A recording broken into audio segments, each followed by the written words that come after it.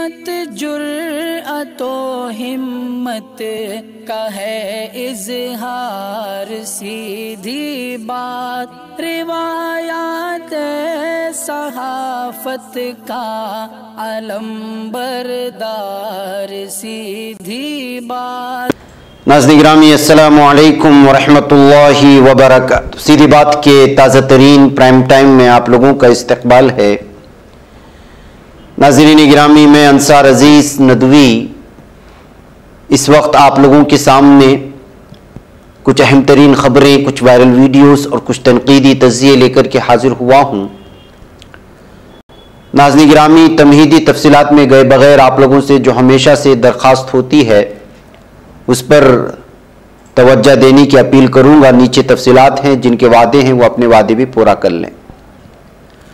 नाज़रीन गिरामी, किस तरह से तोड़ मरोड़ दिया जाता है, मुस्लिम तलबा की खुशी भी देखी नहीं जाती और उनकी तरक्यात भी जो है यहाँ की असबियत और हिंदुत्व ज़हनियत को कैसे खटकती है, उसकी ताज़ा मिसालें हम लोगों के सामने आती रहे। अब एक वीडियो आई है, इस वीडियो में तलबा ने कुछ और नारे लगाए हैं, लेकिन उसको पाकिस्तान जिंदाबाद के नारे लगाए हैं कहते हुए इनके खिलाफ मामला तक दर्ज कर लिया गया है बगैर किसी तहकीक के। सहारनपुर में एक ग्लोबल यूनिवर्सिटी है, उसके तलबा पिकनिक के लिए जा रहे थे। जाहिर सी बात है कि तलबा के दरमियान में अपने उस्तादों को लेकर के मुख्तलिफ किस्म के तबसरे होते हैं और इस मसरत वाले लम्हों के दरमियान में जैद सर जिंदाबाद, मुनिस सर जिंदाबाद के नारे बच्चों ने लगाए, तलबा ने लगाए, लेकिन इनकी खुशी किसी को बर्दाश्त नहीं हुई। हिंदुत्व ज़हनियत रखने वाले नफ़रत के पुजारियों को उन्होंने इसके दरमियान में जिंदाबाद से पहले का लफ्ज़ पाकिस्तान लगा दिया, उस वीडियो को वायरल कर दी। और अफसोस का मकाम यह है कि पुलिस को, यहाँ की इंतज़ामिया को तहकीकात के बाद इस सिलसिले में कार्रवाई करनी चाहिए थी, लेकिन मुकदमा दर्ज कर लिया गया। अब उसकी ओरिजिनल वीडियो वायरल हो रही है तो शर्मसार हैं। आप इसको आवाज़ के साथ सुने, फिर मैं लौटता हूँ।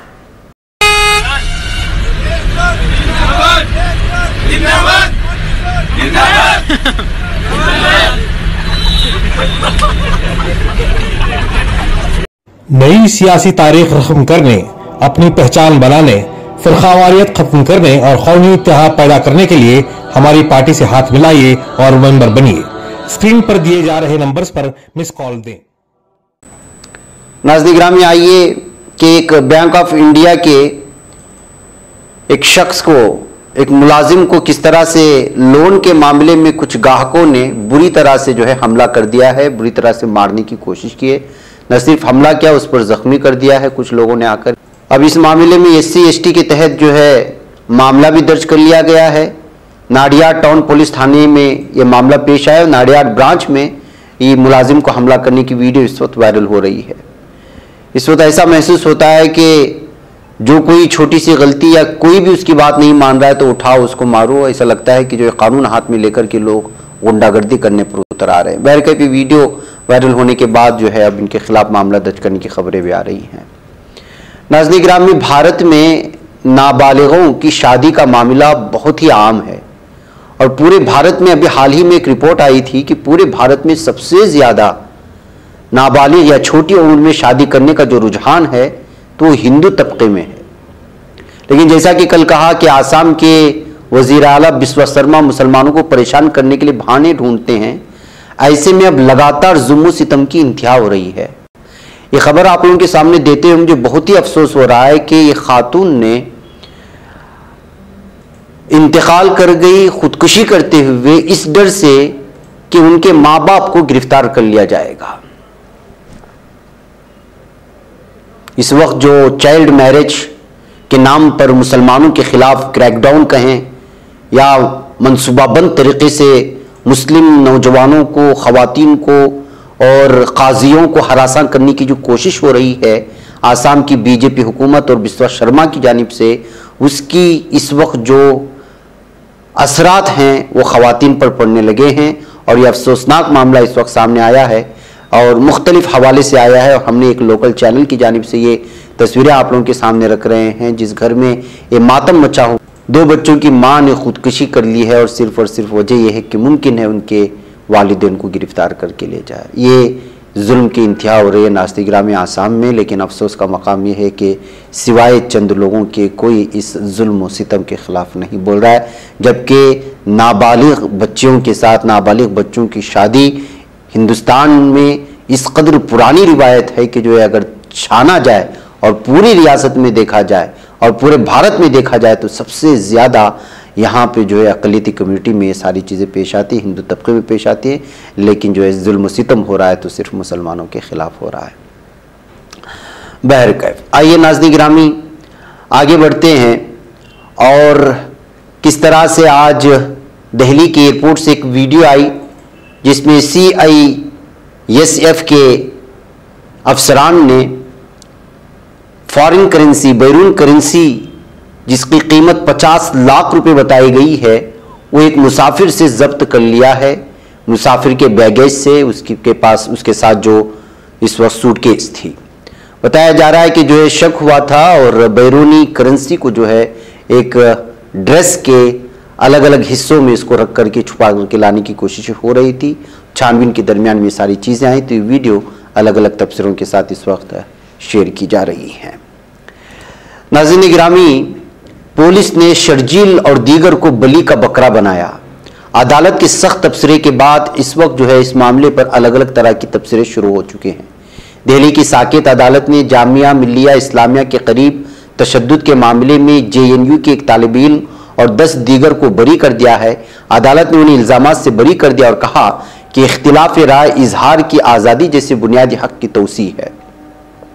15 दिसंबर को होने वाले तशद्दुद से मुताल्लिक केस में अब भी दलाइल जारी हैं। शर्जील इमाम पर तशद्दुद भड़काने के लिए तकरीरें करने का इल्ज़ाम है। उन पर शिमाली मशरक़ी दिल्ली में 2020 के फसादात में तशद्दुद भड़काने का भी इल्ज़ाम है। इस बुनियाद पर उनके खिलाफ UAPA के तहत कार्रवाई की गई थी।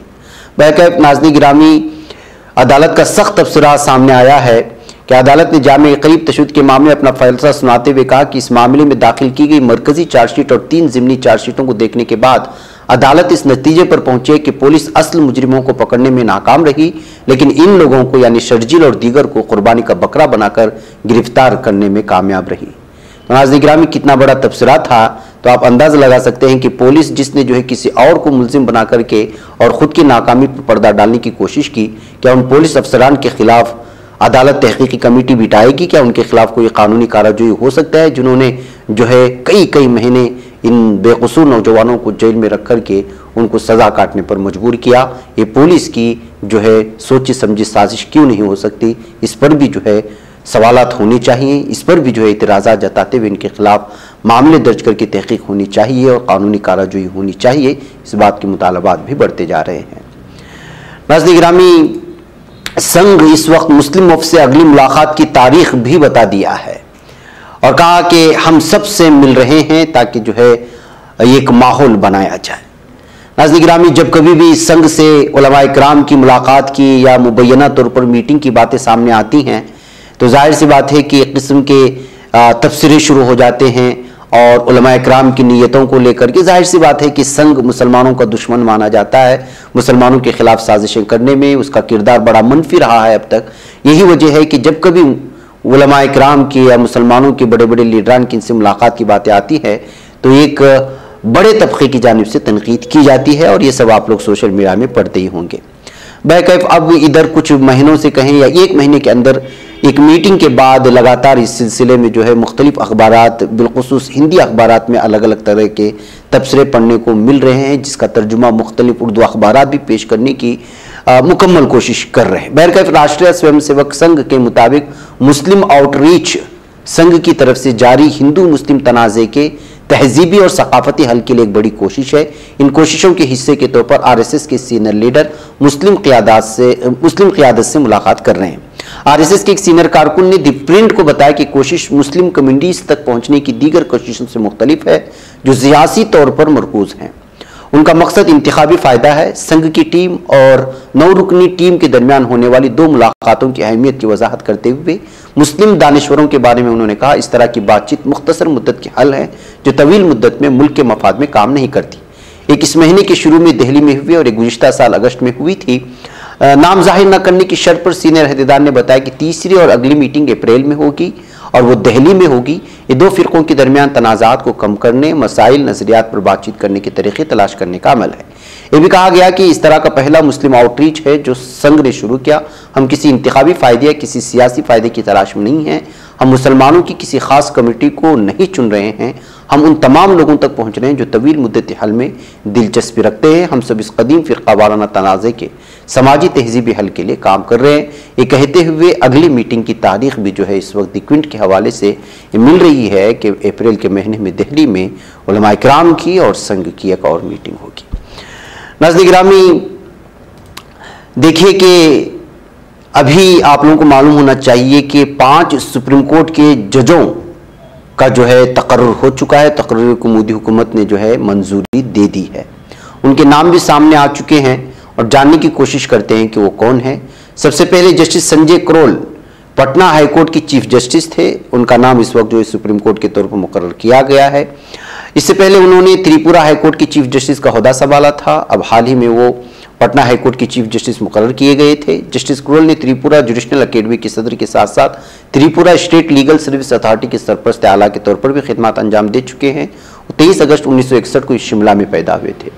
इसके अलावा जस्टिस पंकज मित्तल ये चीफ जस्टिस थे राजस्थान हाईकोर्ट के और उन्होंने 1982 में इलाहाबाद यूनिवर्सिटी से ग्रेजुएशन किया था। उसके बाद मेरठ कॉलेज से LLB की डिग्री हासिल की। 1985 से उन्होंने इलाहाबाद हाईकोर्ट में प्रैक्टिस की। जनवरी 2021 में उन्हें जम्मू कश्मीर हाईकोर्ट की चीफ जस्टिस के ओहदे पर फाइज किया गया था।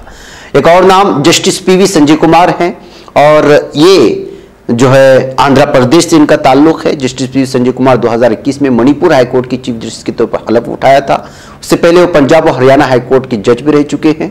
जस्टिस PV संजय 14 अगस्त 1963 को आंध्र प्रदेश के साबिक एडवोकेट जनरल आंजहानी P रामचंद्र रेड्डी के यहाँ पर पैदा हुए। और इसके अलावा जस्टिस मनोज मिश्रा का नाम आ रहा है जो इलाहाबाद हाईकोर्ट के जज हैं।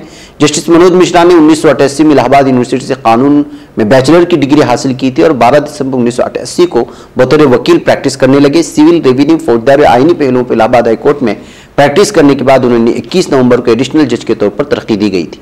उन्होंने 6 अगस्त 2013 को मुस्तकिल जज के तौर पर हलफ भी उठाया था। और फिर नाम आता है जस्टिस एहसानुद्दीन अमानुल्लाह जो कि पटना हाईकोर्ट के जज हैं और जस्टिस एहसानुद्दीन अमानुल्लाह को 20 जून 2011 को पटना हाईकोर्ट का जज बनाया गया था। उसके बाद 10 अक्टूबर 2021 को उन्हें आंध्र प्रदेश हाईकोर्ट मुंतकिल किया गया। गुज़िश्ता साल उन्हें 20 जून को दोबारा फिर पटना के हाईकोर्ट मुंतकिल कर दिया गया था। अब उनको जो है सुप्रीम कोर्ट के जज के तौर पर तकर्रुर किया गया है। जस्टिस एहसानुद्दीन अमानुल्लाह 11 मई 1963 को पैदा हुए और 27 सितंबर 1991 को बिहार स्टेट बार काउंसिल में रजिस्टर हुए थे। वैसे नाज़रीन मुझे यहाँ पर इजाज़त है। अस्सलाम वालेकुम रहमतुल्लाहि व बरकातहू। नहीं बच पाता है कोई सहाफ़ी की निगाहों से मिलाता है ये लोगों को मोहब्बत की पनाहों से। करम और दर्द मंदी का है एक संसार सीधी बात। अज़ीमत जुर्अतो हिम्मत का है इज़हार सीधी बात। अज़ीमत जुर्अतो हिम्मत का है इज़हार सीधी बात। ये चैनल हक निगर बनकर कुचल देता है फितनों को।